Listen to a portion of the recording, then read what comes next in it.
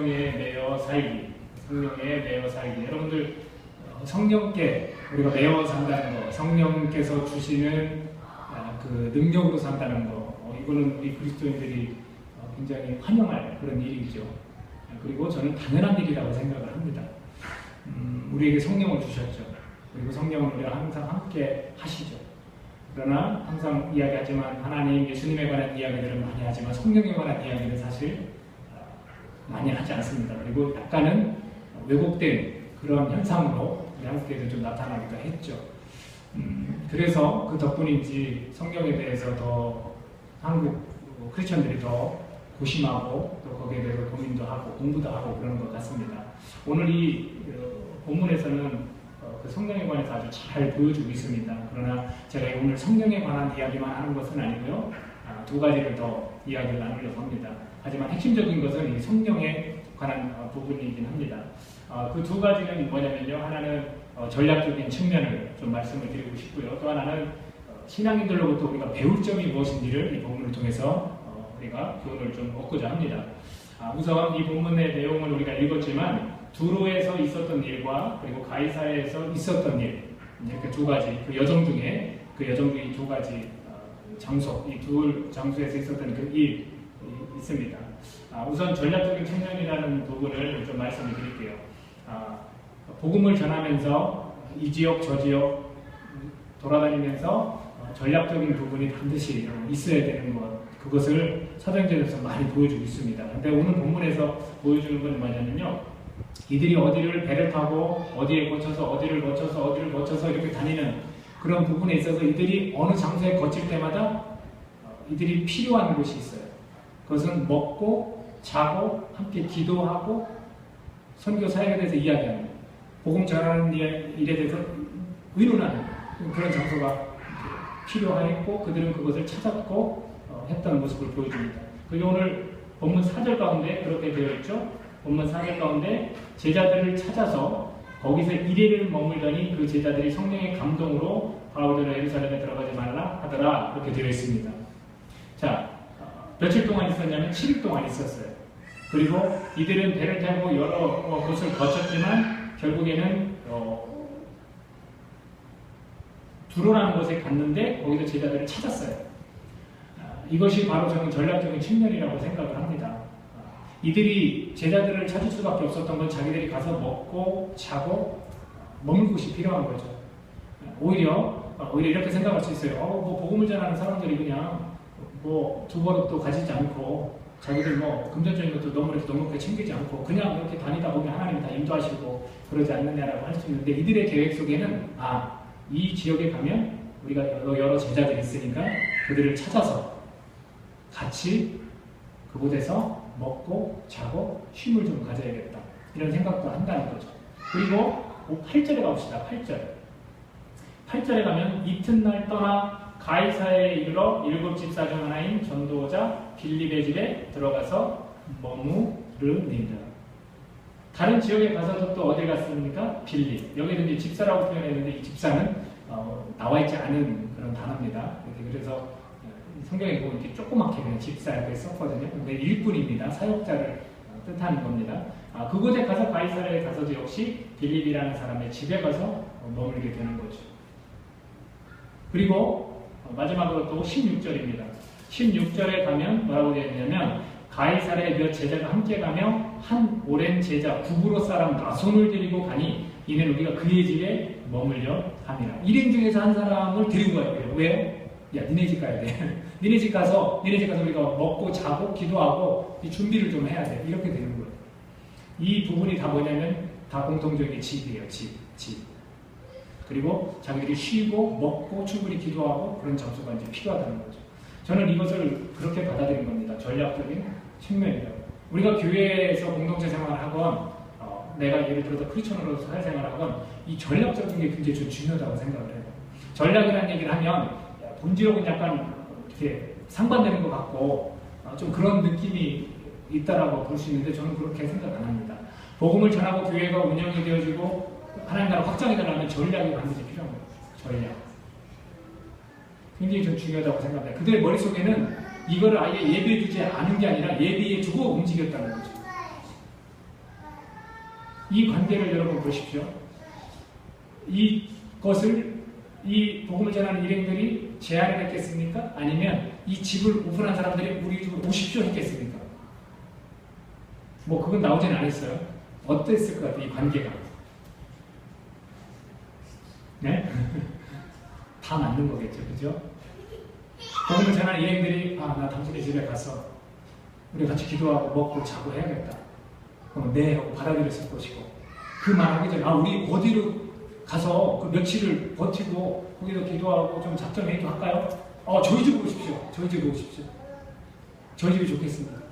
이 관계를 우리가 상상을 한번 해보라고. 전략이라는 것은요, 이 한 사람의 머리 계획에서 나온 걸 제가 얘기하는 전략이 아닙니다. 전략은 뭐냐면요, 서로 간에 한 가지 목표를 가지고 같이 충분히 마음이 오고 갈 수 있는, 주고받을 수 있는 그런 일들을 전략이라고 하는 겁니다. 이것을 한번 우리의 삶이라고 교회에 한번 적용해봐요. 우리 교회의 전략적인 측면이 뭐가 필요합니까, 지금? 생각해 볼 수 있어요. 공간을 놓고도 우리가 이렇게 밀려쓰지만 생각해 볼 수 있어요. 예를 들면, 저희 집이 조금 넓습니다. 저희 집에서 또 예배를 드리고 기도를 좀 하면서 우리가 좀 더 공간을 그냥 아예 간판을 걸 수 있는, 교회 간판을 걸 수 있는 공간을 우리가 찾읍시다. 이럴 수도 있는 거예요. 저는 그러나 지금도 우리가 그렇게 고비용이 아닌 정말로 알뜰한 비용으로 이곳을 빌려 쓰는 것도 저는 전략적이라고 생각을 합니다. 충분히. 왜냐하면 이 공간은 다른 사람들이 쓰지도 않으면 동시에 우리가 그 비용을 들여서 이 선교에도 도움이 되고 또 자리도 우리가 앉은 자리 많지는 않지만 우리 앉을 자리 굉장히 많잖아요. 그래서 좋은 겁니다. 그런 건 있어요. 하지만 전략적인 측면, 교회의 공간적인 것을 놓고만 본다면 저는 20평에서 25평짜리를 지금 제가 기도하고 찾고 있어요. 그것은 뭐냐면 적어도 수요 예배 때는 좀 작은 규모에서 모일 수도 있고 또 우리 전사님들과 주중에 한번 이렇게 모이는 것도 되게 방황도 많이 하고 여기서도 또 다른 곳에도 모이고 그랬는데 한 곳에서 집중해서 항상 모이고 공부하고 기도하고 그런 것도 할 수 있고요. 공동체적인 어떤 사무적인 일들도 동시에 같이 거기서 처리도 할 수 있고요. 물론 3년이 됐지만 저는 아직 서재가 없는데 아직도 그게 굉장히 이렇게 소망되어지는 부분이에요. 하나님이 안 주시는데 굉장히 이렇게 소망이 진짜 있습니다. 딱 이렇게 붙박이처럼 제 뭐라고요? 책상과 좀 책꽂이가 있어서죠. 책을 거기서 마음대로 꺼내서 막 준비하고 보고 기도 막 하고 싶고 그런 게 있습니다. 그런 측면에서 이거는 전략적으로 충분히 받아들일 수 있다. 그 대신 비용적인 면에서 이곳에서 쓰이는 비용과 그 얻는 비용이 합쳤을 때 비용이 좀 낮아야 되죠. 그러다 보니까 아예 하나님께 정해놓고 월세가 싼 곳을 정해놓고 찾고 있지. 그건 상관없습니다. 몫이 좋고 뭐 그런 거 전혀 상관없습니다. 다만 우리가 스피커를 놓고 마음대로 찬양하고 마음대로 기도할 수 있는 그런 것 여건들은 좀 따져야 되겠죠. 근데 이것 또한 일반 교회들이 생각하지 않는 그냥 대충 좀 생각해서 그냥 우리 50평, 40평 얻자 해서 좀 무리하게 하는 그거하고는 좀 우리는 다르잖아요. 이런 부분도 전략적인 측면이 될 수 있다는 거예요. 여러분 또 고민해 보십시오. 기도해 보십시오. 우리 교회가 전략적인 측면으로 사용할 수 있는 겁니다. 저는요, 만약에 그게 이루어진다면 이곳은 계속해서 써도 상관없고요. 제 생각 가운데는 공간이 여러 군데로 우리가 빌려서 계속해서 불편해도 사용하는 건 저는 상관없다고 생각합니다. 그 비용, 적어도 80평, 100평에 들어가는 그 비용 갖고 제가 하고 싶은 게 뭔지 아십니까? 제가 하고 싶은 건 복음을 전하는 사람들과 같이 삶을 나누면서 오히려 복음의 확장을 힘쓰는 거예요. 재정적인 부분이 확충이 되어도 교회에서 뭘 하고 있습니까? 건물을 지어야 되거나 더 넓은 공간을 얻어야 되는 거에 포커스를 맞춘다면 저는 사람의 포커스를 맞추고 싶은 거예요. 전수사님들 다른 거 일하지 않고 정말 이 복음 전하는 일에만 같이 머리 맞대고 기도하고 그러고 싶은 거예요. 어디 한둘이겠습니까? 저는요, 우리 교우들 중에서도 제가 항상 유급 사역자와 무급 사역자로 구분을 하는데 유급 사역자는 역시 목회의 길 신학적인 과정을 신학공부 과정 거친 사람들을 그렇게 부르고 무급 사역자들은 우리 흔히 평신 드라마를 제가 좋아하지 않기 때문에 이런 표현을 하는 건데 우리 교우들 그냥 사역자들입니다. 거기에서는 스텝으로 충분히 페이를 받고 해야 될 분도 분명히 있다. 그런 거를 좀 사람을 좀 세우고 그 교회가 정말 교회적인 일을 하는데 오히려 재정적인 부분을 투자하고 싶은 마음이 있는 거죠. 이것도 어떻게 보면 전략적인 측면이 될 수가 있습니다. 근데 이것이 과연 우리 서로 간에 과연 그게 공감대를 형성하느냐. 정말 같이 기도하면서 지금 이 사람들이 집을 내어주고 야 니네 집이 필요하다 했을 때 서로 그렇게 마음이 통하듯이 우리가 그게 되느냐. 이건 남아있죠. 그래서 저는요 이게 도대체 뭘까를 고민했으면 좋겠어요. 공동체가 전략적인 측면으로 전략적인 게 뭘까를 고민했으면 좋겠어요. 여러분 삶에서도 여러분 직장에서도 이 전략적이라는 게 내가 복음을 전하는 자로서 전략적이라는 게 뭘까를 고민만 일단은 해보셨으면 좋겠어요. 고민. 두 번째는 뭐냐면요. 신앙인들로부터 배울 점이 있어요. 그러니까 5절을 보십시오. 5절. 같이 한번 소리내서 읽겠습니다. 5절. 자, 시작. 이 여러 날을 지낸 후 우리가 떠나갈새 그들이 다 그 처자와 함께 성문 밖까지 전송하거늘 우리가 바닷가에서 무릎을 꿇어 기도하고. 자, 이 장면 어디서 많이 이렇게 어렴풋이 기억나지 않습니까? 지난 시간에, 지난 수요일에 저희 집에서 이제 이 공간을 저희들이 사용할 수 있도록 저희 집에서 예배를 드렸는데 그때 예배 드릴 때 나눴던 본문 가운데 예배도 장로들에게 고별 설교를 하면서 헤어질 때 어떤 장면이 있었냐면 36절에 보니까 20장 36절에 보니까 이 말을 하는 무릎을 꿇고 그 모든 사람들과 함께 기도하니 다 크게 울며 바울의 목을 안고 입을 맞추고 에베소 교회 지도자들과 마지막 메시지를 나누고 헤어질 때 했던 것과 지금 두로라는 곳에 가서 제자들을 찾아서 1일 7일 동안 머물다가 헤어지려고 했을 때 마지막 장면이 거의 같아요. 거의 같습니다. 헤어질 때의 모습. 이걸 보고 여러분 뭘 느끼십니까? 이 관계가 어떤 관계인 것 같아요?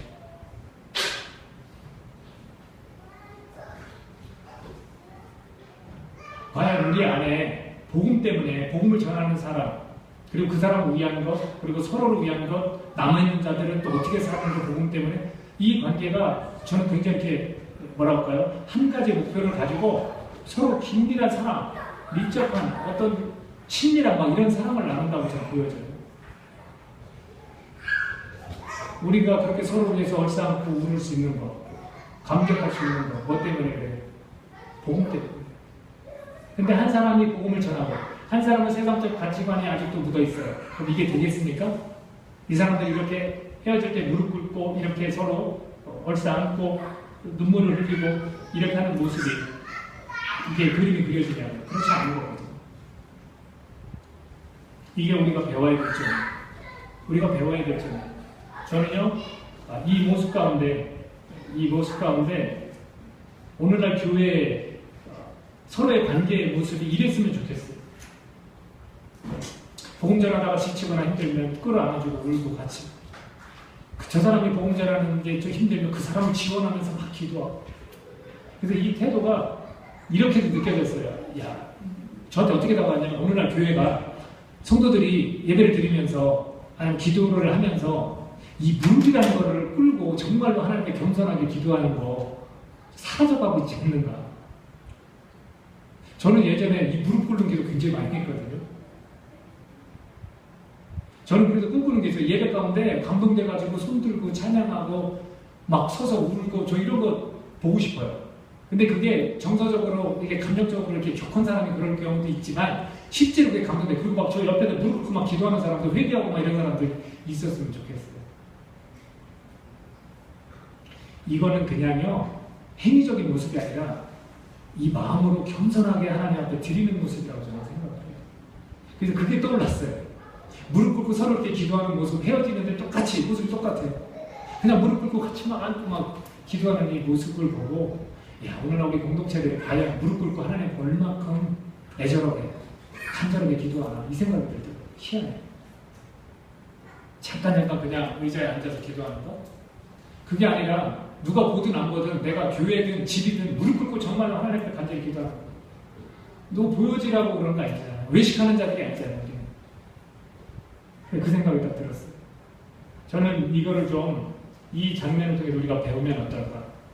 서로 복음이라는 거 하나 때문에 그 가치관이 같아서 복음 전하고 힘들고 지지 않으면서 이렇게 안아주고 기도할 수 있는 이런 관계들. 오히려 상대한테 겸손하게 무릎 꿇고 그 사람을 위해서 기도해 줄 수 있는 거. 또 하나는 뭐냐면요. 9절입니다. 9절. 자, 9절 보십시오. 우리 아까 8절 읽었는데 가이사랴의 빌립이라는 사람의 집에 들어가서 머물렀습니다. 자, 9절 같이 씁니다. 시작. 그에게 딸 넷이 있으니 처녀로 미안하는 자라. 자, 빌립이라는 사람의 배경을 여러분 아시죠? 에티오피아의 간다게의 국고를 맡은 넷이 예루살렘에 방문을 했습니다. 근데 그거 돌아가면서 이사야의 글을 읽었습니다. 그것을 보고 성령의 감동을 받고 빌립이 접근해서 너 그 뜻 뭔지 아느냐? 모른다. 가르쳐주는 사람이 없는데 내가 어떻게 아느냐 했을 때 빌립이 올라가서 자세히 설명을 해줬다고 그랬어요. 그리고 내가 지금 이 자리에서 침례를 받아도 되느냐 그랬으니까 빌립이 좋다고 침례를 줬어요. 그리고 빌립은 확 하고 공간이 동원했죠. 어디론가 성령에 이끌려서 어디론가 딱 갔다고 그랬습니다. 그게 누구냐면 바로 이 빌립입니다. 그 사람이 그렇게 성령에 이끌림 받은 이미 복음 전하는 자로 살았어요. 그리고 그의 딸들은 누굽니까? 지금 예언을 하는 자녀들이에요. 자, 여기서 우리가 느낄 수 있는 게 뭡니까? 제가 믿겠습니다. 우리의 신앙의, 우리 집안의 신앙의 그런 가품, 영적인 그런 분위기, 이게 어떻게 되는지를 잘 보여주는 거죠. 우리의 가정들 보십시오. 저희 가정의 영적 분위기는 엉망이었어요. 그런 것도 저 모르고 컸으니까. 그러니까 우리가 애를 써서 애들 데리고 예배 드리고, 자꾸 그 성경적 가치관 자꾸 심어주고, 세상 것에 나라는 걸 쫓지 않도록 자꾸 막아주고, 하나님의 사랑으로 자꾸 기도해주고, 그러면 그 영적인 분위기는 부모를 따라가게 되는 거예요. 여기서 딸들이 누구 닮아서 그랬겠습니까? 빌립. 어머니에 대한 기록은 없지만 빌립. 딸이 있으니까 뭐 어머니도 있는 거 아닙니까? 이게 굉장히 중요하다는 거죠. 우리가 바로 이런 부분들을 오늘 본문에서 조금이나마 배울 수 있다고 해요. 여러분 그런 꿈을 꾸세요. 결혼 안 하신 분들은 그런 꿈을 꾸세요. 이미 우리 부모님들이 못 이루는 거 우리가 새로 꾸려야 될 그 가정에서 이루시란 말이에요. 부부가 그렇고요. 자녀하고의 관계가 그렇고. 영적 이런 분위기 이런 것들을 우리가 만들어 가야만 우리 후손들이 그것을 이어받을 수 있다는 거예요. 만약에 썬데이 크리스천처럼 살아보십시오. 자녀들은 어떨 것 같아요? 똑같습니다. 똑같아요. 그러나 내가 가르친 거 없고 내가 정말로 잘 해준 거 없지만 내가 하나님 앞에 헌신된 모습으로 살아가면 그걸 보고도 배우더라고요. 저희 어머니가 그냥 그렇게 사셨어요. 그리고 그 당시에는 저한테 직접적인 영향을 안 주고 오히려 짜증났어요. 저렇게 입을 뒤집어 쓰고 울면서 하나님 앞에 기도하는 속 썩이는 남편 때문에 저렇게 가슴 아파하는 그게 짜증나서 저는 술 먹고 막 그랬던 거예요. 근데 결국에는 그 기도가 하나님이 다 받으시는 기도가 돼서 제가 이렇게 복음에 온전히 붙들림 받는 사람 되지 않았겠습니까? 그 영향이 없다고 말할 수 있는 사람들이 됐어요. 저는 이런 것들을 우리 GNG 공동체 가족들이 좀 배웠으면 좋겠어요. 내가 만들지 않으면 안 돼요. 누가 대신 만들어줍니까? 목사하고 여러분 가정은 제가 만들어줘요? 아니에요. 여러분 스스로가 그런 영적으로 정말 그 분위기를 형성해가는 거예요. 그럼 어느 집안은 기도를 정말 많이 하는 집안도 있고요. 어느 집안은 이성적으로 정말 깨어서 잘 공부하는 집안도 있고요. 그런 거예요. 제가 바라고는 제 교회는 균형입니다. 다 그 균형 있게 여러분들 잘 이끌어 가셨으면 좋겠습니다. 그거를 요 구절을 통해서 우리가 두 가지 문제를 좀 배울 수 있다는 거죠. 자, 이제 마지막입니다. 성령에 관한 이야기인데 성령께서 말씀하신 것이 도대체 무엇일까? 잘 보십시오. 두로에서 있었던 일이 있었습니다. 사도 바울이 일행과 함께 두로에서 배의 짐을 풀었습니다. 그리고 7일 동안 그것도 찾아갔죠. 찾아서 제자들과 함께 머물렀습니다. 그랬을 때 제자들이 중요한 부분이 나옵니다. 성령의 감동으로. 성령의 감동이라고 나옵니다. 자, 4절입니다. 자, 같이 한번 또 읽어보겠습니다. 시작. 제자들을 찾아 거기서 이래를 머물더니 그 제자들이 성령의 감동으로 바울더러 뭐라고 합니까? 예루살렘에 들어가지 말라. 자, 분명히 성경은 성령의 감동이라고 있고 예루살렘에 들어가지 말라고 했습니다. 자, 다른 장소로 이동했습니다. 어디입니까? 가이사랴라는 곳을 갔습니다. 빌립의 집에서 지금 이야기했지만 거기서 머무릅니다. 자, 거기 빌립의 집에서 머물 쯤에 유대로부터 한 선지자가 옵니다. 누굽니까? 아가보입니다. 10절에 보면 여러 날 거기 빌립에서 머물렀습니다. 그랬더니 아가보라는 한 선지자가 유대로부터 내려와 우리에게 와서 바울의 띠를 가져다가 바울이 이렇게 옷에 묶었던 게 있지 않습니까? 그걸 불러다가 가지고 가서 수족, 손과 발을 이렇게 묶으면서 설명을 해주고 있습니다. 근데 이 아가보라는 사람은 어디에서 등장을 하냐면 안디옥 교회에서 등장을 합니다. 사도행전 11장 28절에 보니까 이렇게 나와 있습니다. 9절 하나 27절 읽으면요. 그때 선지자들이 예루살렘에서 안디옥에 이르니 그 중에 아가보라는 한 사람이 일어나 성령으로 말하되 천하에 큰 흉년이 들리라 하더니 글라우디오 때에 그렇게 되니라. 아가보라는 사람은 원래 성령의 감동을 받아 말을 잘 전하는 사람이었어요. 또 오늘도 역시 빌립의 집에 찾아와서 그 이야기를 해주고 있습니다. 그 수족을 잡아내며 말하기를 성령이 말씀하셨다. 예루살렘에서 유대인들이 이같이 이 띠 인자를 결박하여 이방인의 손에 넘겨주리라 그랬습니다. 자, 다른 장소에서 다른 사람들의 성령의 감동으로 성령의 말씀을 전해주었습니다. 같은 말씀일까요? 다른 말씀일까요? 또 하나 마지막으로 근거를 삼는 건 바울 자신입니다. 바울 자신에게 성령께서 하신 말씀이 있습니다. 그것은 우리가 지난 시간에 지난 수요일에 봤던 20장에 나와 있는 말씀입니다. 자, 22절, 23절인데 23절에 이렇게 되어 있습니다. 오직 성령이 각 성에서 내게 증언하여 결박과 환난이 나를 기다린다 하시나, 그리고 22절에서는 보라 이제 나는 성령에 매여 예루살렘으로 가는데 거기서 무슨 일을 당할는지 알지 못하노라. 자, 뭐가 다릅니까? 가느냐 가지 않느냐. 그리고 아가보라는 사람이 그 주변에 있는 사도바울과 함께하는 일행들에게 이 예언을 했을 때, 성령께서 이렇게 말씀하셨다고 했을 때 12절입니다. 같이 한번 읽어봅시다. 12절 시작. 우리가 그 말을 듣고 그곳 사람들과 더불어 바울에게 예루살렘으로 올라가지 말라. 자, 두로라는 곳과 가이사라는 곳에서 또 다른 사람들 성령의 똑같은 감동과 성령의 말씀으로 들었는데 둘 다 뭐라고 얘기합니까? 가지 말라. 또 한 부분 성령이 오히려 그쪽으로 가라고 했다라고 말하는 건 누굽니까? 사도 바울. 이것을 도대체 어떻게 볼 거냐는 거예요. 성령께서는 도대체 무엇을 말씀하신 거냐는 거예요. 누구 말이 맞아요? 성경에서 지금 누구 말이 틀리고 누구 말이 맞다라고 그 얘기를 해주는 걸까요? 그렇지 않습니다. 그리고 중요한 걸 발견할 수 있습니다. 우리 삶에서 도대체 내가 삶을 살아갈 때 성령께서 나를 어떻게 이끄시는 거예요?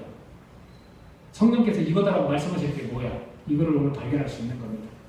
자, 말씀을 드립니다. 가느냐 마느냐는 성령께서 이야기하시는 게 아닙니다. 그러면 도대체 뭐냐? 우리가 성령의 감동을 받는다는 것은 몇 가지 이제 조금 뒤에 이야기할 수 있는데 검증이 좀 필요해요. 나 혼자만의 결정, 나 혼자만의 성령께서 이렇게 말씀하셨다면 이거는 정확하지 않을 수가 있어요. 정확할 수도 있어요. 물론 정확할 수도 있습니다. 근데 가느냐 마느냐, 예루살렘에 갈까 말까, 이게 성령께서 하신 말씀이 아니라는 거예요. 자세히 보면 어떤 얘기를 하신 거냐면 네가 당해야 될 고난을 분명히 얘기해 주신 거예요. 사도 바울이 가면 분명히 고난 당할 것이라는 걸 들었어요. 성령께 분명히 들었어요. 그리고 아가보라는 사람이 이야기했을 때 아가보가 예루살렘에 가지 말라는 얘기는 안 했어요. 그냥 고난을 받는다. 너를 죽음에 넘겨줄 것이다. 이런 표현들을 썼고요. 실제로는 12절 우리가 읽은 것처럼 우리가 그 말을 듣고 그곳 사람들과 함께 바울에게 예루살렘에 가지 마십시오. 위험합니다. 이렇게 얘기한 거예요. 그리고 두로라는 곳에 있는 제자들 또한 7일 동안 같이 하면서 있었던 그 제자들 또한 성령의 감동을 했지만 예루살렘에 들어가지 말라고 했습니다. 근데 자세히 보면 왜 예루살렘에 가지 말라고 했을까요? 위험하니까. 자기들한테 소중한 사람이에요. 사도 바울이. 그러니까 예루살렘에 가느냐 가지 말라는 인간적인 그런 마음으로 권해준 거예요. 실제로 성령이 그들에게 들려준 건 뭐냐면 이 세 가지 경우 다 너는 가서 복음 때문에 너는 고난받는다. 너는 고통당한다. 너는 힘든 일을 겪을 것이다. 죽을지도 몰라. 이 얘기를 해주신 겁니다. 성령께서 말씀하신 것은 무엇이냐면 바로 당해야 될 고난에 대해서 이야기한 겁니다. 우리가 여기서 굉장히 귀한 것들을 좀 깨달을 수 있다고 저는 생각을 합니다. 사도 바울은 자기가 성령에 매였다고 그랬어요. 성령에 매였다. 조금 있다가 왜 그러면 이렇게 성령께서 우리를 자유스럽게 우리를 이렇게 인도하시고 사용하시는 것을 우리가 어떻게 할 수 있느냐는 세 가지 정도를 좀 말씀을 드릴 건데요. 우선 성령께서 말씀하시고자 하는 것들에 대해서 우리가 생각하자는 거예요. 예를 들면 이런 경우 있죠. 내가 이 직장을 가야 됩니까? 이 직장을 가야 됩니까? 성령께서는 그걸 말씀하시지 않는다는 거예요. 뭘 말씀하십니까? 네가 이 직장에 가든 이 직장에 가든 넌 복음을 전할 때 네가 굉장히 힘들고 어려운 일을 겪을 것이다 라고 말씀을 해주실 수 있다는 거예요. 근데 대부분 우리는 어떻게 생각하고 있냐면 좋은 쪽으로 인도를 해주실 것이다. 내 마음을 기쁘게 해주는 쪽으로 인도를 해주실 것이다. 아니라는 거죠. 우리가 이걸 동시에 물론 기쁠 수도 있어요. 왜? 지금 사도 바울이 예루살렘에 가는 거는 고난을 당해도 나는 죽을 각오가 되어 있다라고 그것은 그 내면에서 끌어오는 기쁨이 있다는 거예요. 그거를 나 어쩔 수 없어 나 죽게 돼서 이러면서 간다고 생각하십니까? 아니에요. 하지만 인간적으로 그 헤어짐과 복음에 대해서 저런 열정 가운데 죽을 수밖에 없구나라는 그런 애틋한 마음 때문에 서로 끼어안고 기도하고 무릎 꿇고 기도해 준 거죠. 우리가 이걸 잘 알아야 돼요. 오늘날 우리가 그리스도인을 살아갈 때 성령의 인도를 받는다는 건 뭐냐면 거룩한 영이 인도하는 건 뭐겠습니까? 어찌 사람이 편안하고 좋은 것을 인도하시겠냐는 거예요. 그건 내가 받고 싶은 거예요. 그 인도를. 실제로 주님은 말씀하시는 거예요. 성령 하나님은 네가 그곳에 가면 이곳을 선택하든 이곳에 상관없어. 하지만 네가 분명히 그곳에 가면 힘들고 어려워. 복음을 네가 전하고 된다면 넌 고통과 고난이 있을지도 몰라. 내가 함께 할 테니까 잘 참고 견뎌라. 이런 것이 성령의 음성이라는 거예요. 또 하나 예를 들어볼까요? 내 남자를 만나거나 여자를 만나고 결혼 앞두고. 그럼 이게 굉장히 힘들어요. 제가 지금 최근에 두 자매하고 이제 대화를 해본 건데 힘들어요. 결정해요. 세 자매구나. 힘들어요. 그 결정하기 싫습니까? 그럼 하나님 말씀해 주세요. 이 형제가 맞는지. 성령님께서 뭐라고 하실 것 같아요? 당신이라고 했습니다. 제가 그거 뻥이라고 믿지 말라고 그랬어요. 믿지 마요. 그렇게 말씀해 주시지 않습니다. 이 형제를 선택하든 이 자매를 선택하든 그렇게 말씀하시는 게 아니라 네가 그 형제를 지금 만나고 데이트하거나 네가 이 자매를 만나고 데이트 너는 어떻게 해야 되느냐를 말씀해 주시는 거예요. 어떻게 해야 돼요? 저 생긴 게 내 스타일이 아니에요. 두 번만 만나거나 한 번만 만나면 끝이야. 이런 게 아니라는 거예요. 뭐겠어요? 성령께서 말씀하시는 거예요. 니네들이 하나님 앞에서 정말로 하나님만 같이 바라볼 수 있는 사람인지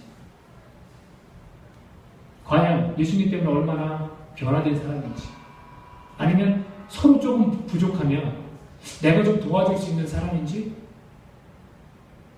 아니면 저 사람 믿음이 좀 더 있어서 나를 좀 끌어줄 수 있는 사람인지 그 얘기 뭐냐면 최선을 다하라는 거예요. 진솔하게 서로 신앙인이 되고 혹시 신앙인 아닐 수도 있어요. 신앙인이라면 소개를 받았다면 그렇게 서로 관계 속에서 최선을 다해보라는 거죠. 왜? 내 안에 성령께서 계신데 그 성령께서 외모를 보고 아니다. 좀 스타일이 정말 안 맞네. 이렇게 결단을 하라고 성령께서 막 재촉하실 것 같아요? 아니죠. 그건 아니죠. 그러니까 예를 들면 그런 거예요. 그러니까 성령 하나님 보고 나를 이쪽으로 인도하냐 저쪽으로 인도하냐 이거는 우리에게 주신 그 자유로 의지로 그걸 선택할 수 있어요. 하지만 그곳에서 내가 어떻게 해야 될지를 오히려 말씀하신다는 거죠. 근데 우리는 자꾸 이겁니까 저겁니까를 자꾸 듣고 싶은 거죠. 그게 아니라는 거죠. 오늘 이 본문은 그것을 아주 잘 보여주고 있습니다.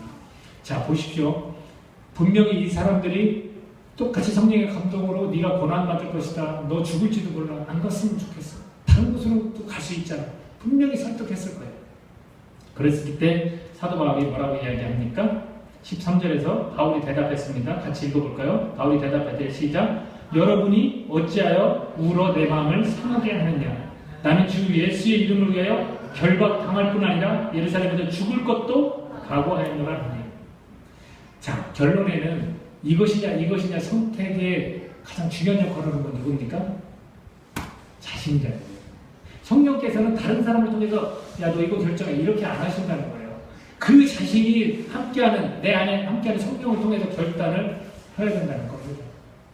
힘들고 어려운 것 때문에 피할 수도 있어요. 그러나 힘들고 어려운 것 때문에 내가 선택할 수도 있다는 거예요. 그걸 보여주는 거예요. 그러니 결론적으로 우리가 예루살렘에 가느냐 마느냐는 성령님께서 말씀해 주신 게 아니고 그곳에 가서 당해야 될 고난을 분명히 명백하게 말씀하시고 네가 가겠느냐 말겠느냐는 네가 선택을 하라는 거죠.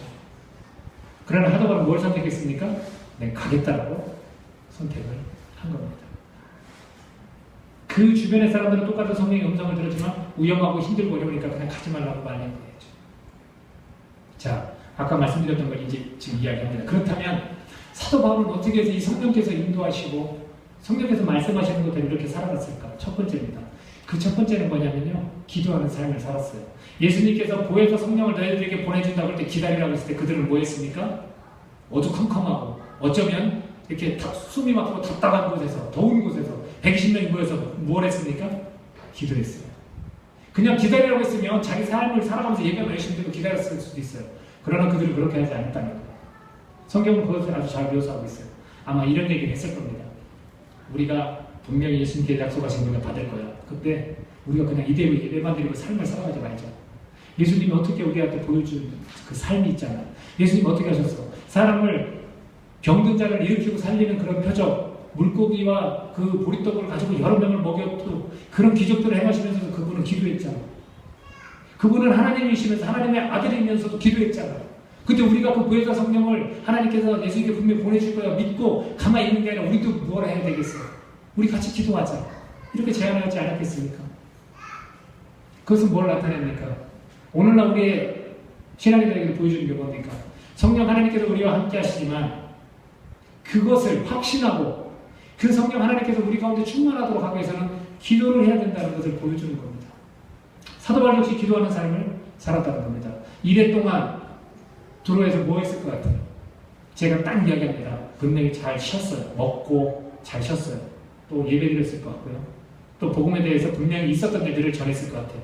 그리고 같이 기도했을 것 같아요. 여러분, 우리 GNG 공동체에 있는 분들 기도하는 삶을 사십시오. 열정적으로 기도하자고요. 수요 예배가 왜 채운 예배로 이름을 지었는지 아십니까? 기도로 충분히 채우고 가자는 의미고요. 찬양으로 충분히 채우고 가자는 의미이고요. 말씀으로 충분히 채우고 가자는 의미입니다. 그랬을 때 이 기도의 삶을 살 때 거룩한 영이, 그 성령 거룩한 영이 나와 함께 하신다라는 거죠. 그리고 또 하나 있습니다. 여러분, 평소에 기도를 쌓으면, 이거는 제 경우와도 거의 일치하는데요. 평소에 기도를 쌓으면요, 지금 이 사람들이 이런저런 성령의 감동을 받는다고 할 때 도대체 어떻게 받았는가라고 할 때 중요한 부분이 있는 것 같아요. 저는요, 이 7일 동안 있고 또 이 가이사랴라는 곳에 여러 날 있을 때 분명히 대화를 많이 했어요. 그렇지 않았겠습니까? 사도 바울과 그 일행들이, 야, 우리 이런 일, 저런 일들이 있었어. 아, 이렇게 하고 저렇게 했어. 그 대화 속에서 그들은 영감을 얻는 거죠. 그것이 바로 현실이라는 부분입니다. 그 두로라는 곳에서 제자들과의 7일 동안에 지내면서 그랬고, 빌립의 집에서 지내면서 그랬다는 거죠. 어디 대화 안 하고 그냥 기도만 했겠습니까? 이게 굉장히 중요한 부분인 것 같아요. 그 대화 속에서도 우리가 서로 믿는 자들끼리, 기도하는 삶을 사는 자들끼리 대화하다 보면 그 속에서 성령의 감동과 말씀이 들어있을 수 있다는 거죠. 그렇기 때문에 우리가 기도하는 삶을, 기도하는 공동체가 되어야만 성령의 이끌림과 성령의 감동을 우리가 더 받을 수 있다는 겁니다. 두 번째는 뭐냐면요, 복음이 무엇인지를 우리가 알아야 되는 거예요. 성령의 감동을 받으려면 복음이 무엇인지, 성령께서 어떤 걸 말씀하신다고 말씀드렸어요? 가느냐 마느냐, 선택, 이거냐 말씀하시는 게 아니라 그곳에 가면 복음을 전하다 보면 그 복음에 관해서만 지원해 주시고 같이 하신다는 거예요. 그러니까 우리가 복음을 알기 위해서, 복음이 도대체 뭘까? 그에 대해서 우리가 항상 연구하고 공부하고 가까이 해야 돼요. 복음이라는 게 도대체 뭘까? 예수님이라는 건 도대체 누굴까? 하나님이 누굴까? 성경에서 말하는 게 도대체 뭘까? 이런 것들에 관해서 계속해서 가까이 하고 공부하고 해야 된다는 거죠. 세 번째는 뭐냐면요, 세 번째는 사도 바울이 오늘 뭐라고 얘기했냐면, 내 마음을 왜 상하게 하느냐? 나는 이미 결심했어. 결박 당할 뿐 아니라 예루살렘에서 죽을 각오도 난 하고 있어. 그랬을 때 다음 9절에서 14절에서 이렇게 이야기합니다. 그가 권함을 받지 아니함으로 우리가 주의 뜻대로 이루어지다고 그쳤다고 했습니다. 그래, 너가 그 결심한 것대로 이루어질 거야. 주님의 뜻대로 이루어지기를 바란다 하고 그쳤다는 거예요. 여기에서 필요한 게 뭐냐, 우리가 성령의 인도를 받고 성령의 감동을 받는 데 있어서 중요한 게 뭐냐면요, 바로 결단과 각오와 도전이 있어야 된다는 거예요. 자, 여러분 예수님을 모신 분들이 계시죠? 그 가운데 성령이 분명히 함께 하시는 거 믿죠? 그러면 그 성령님이 함께 하시고 그 성령님이 충만해지려면 우리가 뭐냐면 도전받고 각오하고 결단해야 되는데 대부분은 생각으로 머물고 마는 거예요. 그러나 사도 바울은 그렇지 않았고 이 일행도 그렇지 않았다는 걸 보여주는 겁니다. 이게 바로 우리 크리스천의 운동력이에요. 감히 야고보서를 직분하기 서신이라고 천만에요. 저는 그렇게 안 봐요. 행함이 얼마나 없는지 몰라요. 그러나 이들은 바로 성령께서 그 감동 주실 때마다 그렇게 결단하고 각오하고 도전받았다는 거죠. 이 세 가지가 함께 살면서 온전히 이렇게 이루어질 때 우리는 성령의 이끌림과 성령께서 말씀하시고 들을 수 있다. 왜? 우리 안에 성령이 분명히 계시거든요. 분명히 계시거든요. 이 밖에도 더 있을 수 있지만 제가 이렇게 세 개로 간추려봤습니다. 사랑하는 GNG 교회 여러분, 우리가 성령의 이끌림을 분명히 받을 수 있는 그런 사람들이에요. 거룩한 영이 우리의 영혼에 함께 하셔서 계속해서 말씀하셔요. 거룩한 삶을 살아라. 깨끗하게 살아라. 그리고 분명히 복음 때문에 네가 어떻게 해야 될 거에 대해서 말씀하세요. 기쁘고 즐겁게만 살고 싶으세요? 복음을 전하다 한 생명이 죽었던 생명이 살아나는 기쁨 혹시 맛보셨어요? 그걸 세상 무엇과 바꿀 수 있겠냐고. 한 생명이 주님께 돌아오는 거를 내가 가정의 금은 뭐하고 바꿀 수 있을 것 같아요?